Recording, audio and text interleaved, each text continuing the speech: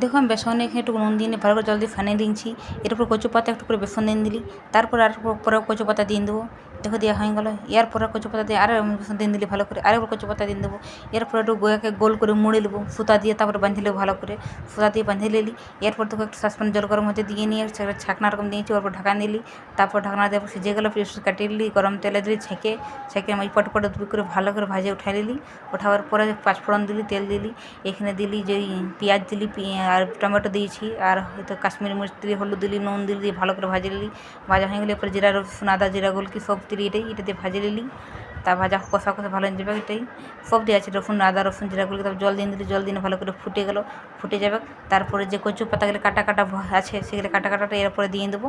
এরপরে যখন ফোটা জলটা দিয়ে দেবো, দেওয়ার পরে একটু হালকা আঁচ করে ভালো করে সিজতে দেবো।